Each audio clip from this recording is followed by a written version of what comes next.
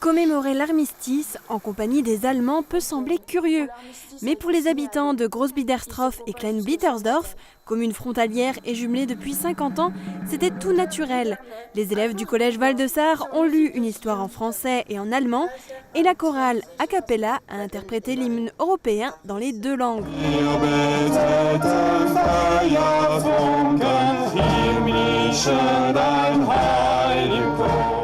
Cette commémoration est le signe que 100 ans après la fin de la Première Guerre mondiale, la paix entre les deux pays est désormais ancrée.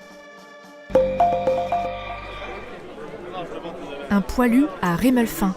Ce dimanche, la commune a commémoré l'armistice avec un grand défilé depuis la mairie jusqu'au monument aux morts. Étaient présents dans le cortège les élus, les habitants, les élèves de l'école primaire, mais aussi la fanfare. Certains avaient pris le temps de vêtir des tenues de l'époque. Pour ce 11 novembre, la flamme du soldat inconnu a même été posée au pied du monument aux morts, après avoir transité par Verdun puis Bitche. Le maire a lu le mot du président de la République, puis a déposé des gerbes de fleurs, le tout accompagné du maire de la commune de Sulzbach. L'occasion de célébrer à la fois l'armistice et l'amitié franco-allemande. La cérémonie s'est terminée avec la Marseillaise chantée par les enfants.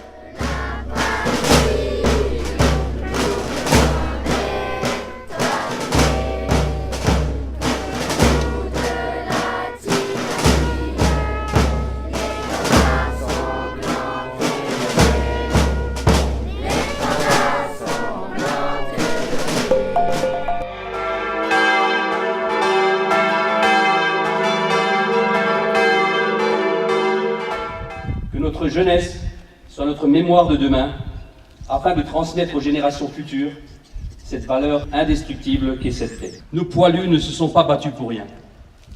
Ils ne sont pas morts en vain. La patrie est sauvée. La paix, enfin, va revenir. Mais partout aussi, on constate le gâchis et on éprouve d'autant plus le deuil. Nous l'avons sortie de la cave communale où elle traînait, puis restaurée, encadrée, en la laissant volontairement dans son jus. Jacques Dilly, Jean-Pierre Pfeiffer, Victor Beck,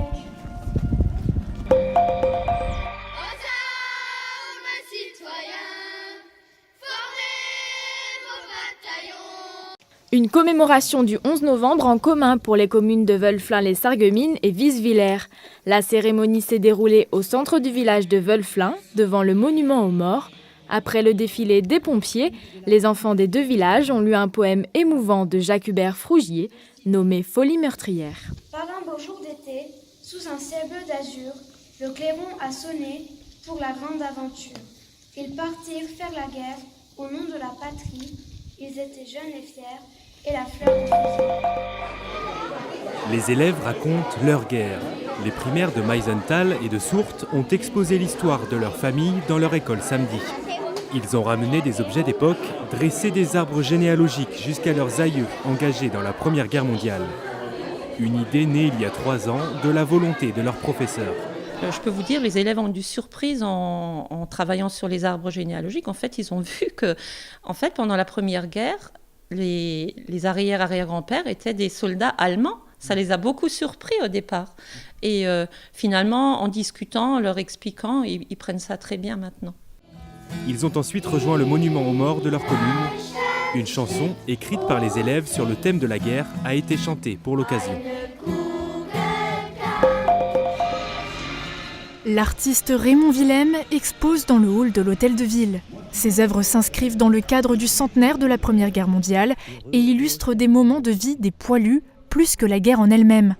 Beaucoup de ses peintures sont sur le thème de la musique, d'autres s'intéressent aux personnalités importantes de cet épisode historique.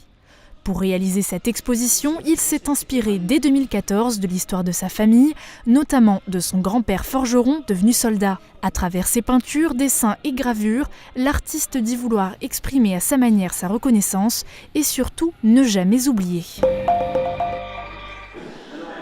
Commercialiser des faïences en temps de guerre.